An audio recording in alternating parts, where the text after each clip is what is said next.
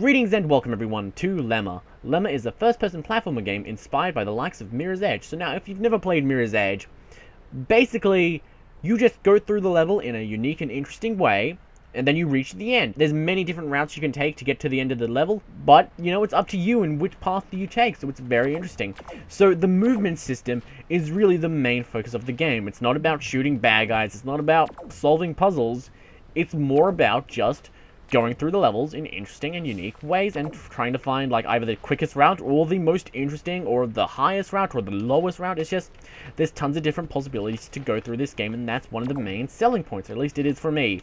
I think actually one of the main selling points that the developer uses is the fact that it has an immersive story or something like that, but I don't really know about the story. I actually really do much prefer the gameplay as to the story, because as of right now, the game is in Alpha 3, so the story isn't really all there. It's a lot of just hidden symbolism, it seems. So it's like, maybe it's trying to be like Cairo, but with a Mirror's Edge sort of movement system. If so, that's actually a pretty interesting way to go about it, because, you know, normally these minimalistic games with just an in-depth story just mostly just have you walking and solve puzzles. But this could be maybe an interesting take. I'm not 100% sure. Maybe it is just more of a focus on the gameplay. I don't know. Anyway, it is in Alpha 3, so it's impossible to really tell where the game will end up. But as of right now, I'm going to be critiquing the movement system. The movement system is what I really enjoy, but I also think it has a ton of room for improvement. Well, not a ton of room for improvement, but it does have some room for improvement. The main part of it being, when you start off a run and you press W, you don't start running instantly, like as soon as you press the button. What I mean is, like, you'll press W and then you won't go anywhere. It has this animation that has to start, and then you'll start running. So as soon as she puts her hand out, there you go, then you start running and moving. So it's very weird. Like, it's realistic, sure, but this game isn't exactly realistic. So I feel like just having you start off the run anyway, without you having to put your foot in front of the other, first of all, like, would be a much needed improvement. Because as of right now, there is this sort of weird disconnect between you and the character that you're controlling, because you don't instantly start moving when you press the W key. Like, look at that. I can just press W forever, like, and then it starts the animation. And then you'll just constantly restart it until you're ready to go. So, it just feels a little unnatural. So, I think that's one of the main things that the developer needs to fix in the next version of the game. So, like, just look here, for example. Look at what I just did. I just wall jumped off of that all the way to the very top. How is that realistic at all? Like, do you think you could do that? Just slam your butt against something and then just get sprung forward? Is that possible? Answer, no, it's not. So, I find it weird that they would limit themselves with the realistic starting of the movement and then have you also be able to do all this other zany stuff. Now, this game, as far as level design goes, is a very nice contrast to Mirror's Edge, which was very clean and had about 3 different paths per level that you could go through. This game has a ton of different paths for you to take, because, as you saw, the fact that you can go through the levels in such interesting ways because of the infinite wall jumping you can do, just so long as you, like, jump against a wall and whatnot, like, it allows for a ton of different and interesting sorts of ways to get through the environments, and that allows for a ton of different ways to get to the end of the level. One of the ways that the developer sets it up normally with markers is that, oh, you go through here, then you go through there, then you just come down here. But you saw me, I just jumped up this wall, and now I believe the end of the level is in here, so we can just jump right in and then just roll. Okay, whoops, messed that up. But, yeah, you can just do tons of stuff like that if you don't mess it up. And so there's a ton of rooms for movement and doing whatever you want. So, did I explain the stamina system? I don't know. Anyway, I'm going to explain it again anyway if I haven't. The way the stamina system works is that the more you move, the more your stamina is drained. Your stamina is represented by the white on the bar at the bottom. So once the white bar is gone, you will just pretty much crawl over and die.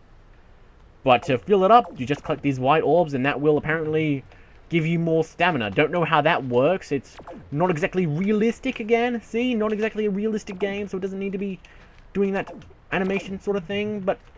But yeah, so that's how the stamina system works, and the stamina system is basically there to encourage you to follow the white orbs and as a way to tell you how to get to the end of the level. It's basically there to help you for your first time through.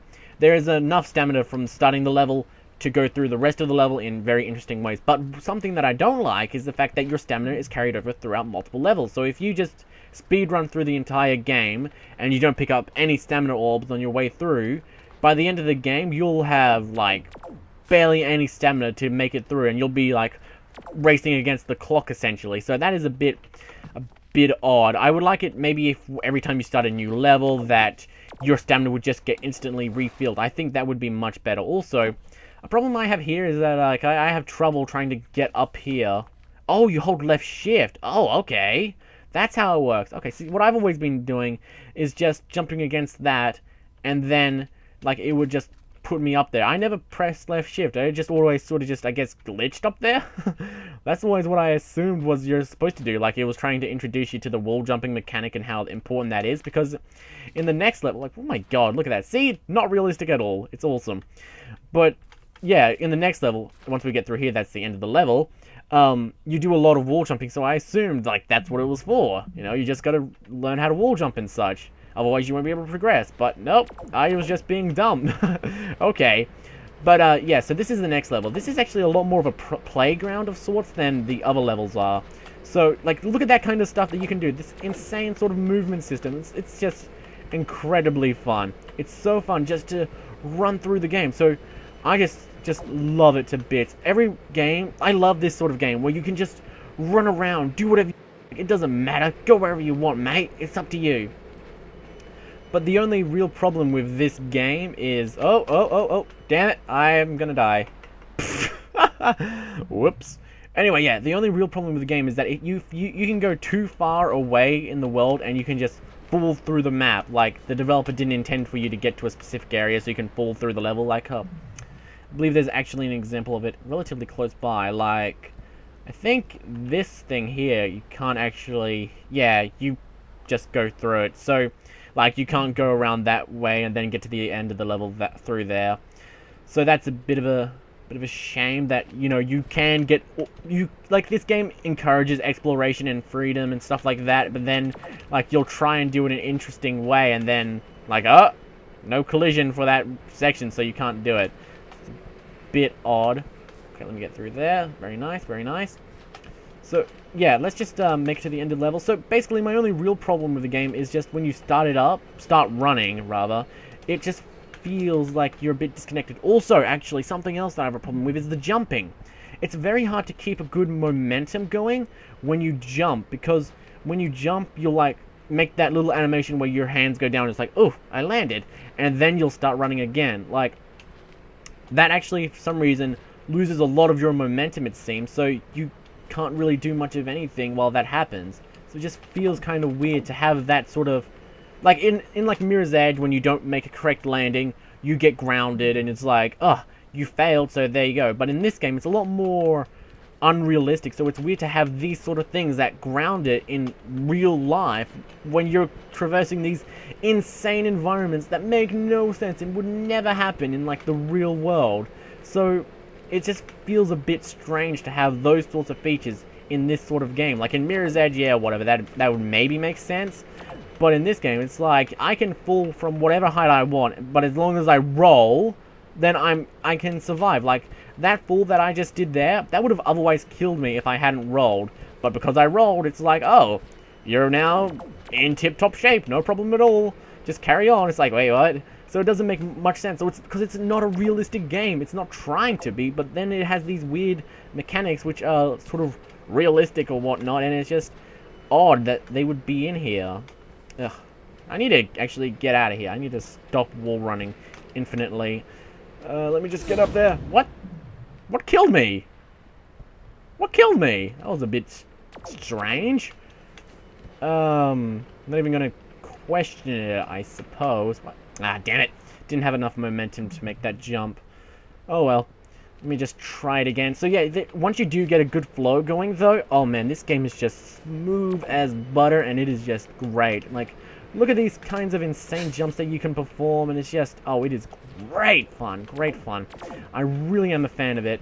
It just, after you get used to the delay when you start running, and also the delay when jumping, and you change your playstyle to suit that, it does get a lot better. Oh, no, don't make it up. Ah, crap.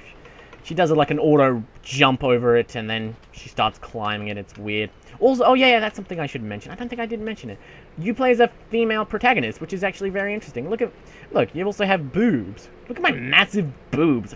My breasts are so large. I'm honestly quite surprised that my lady isn't, like, knocking herself out. Like, like, every time she runs, she just gives herself, like, a million black eyes. That's what I would assume, because, like, look at them. They're so huge. It's insane.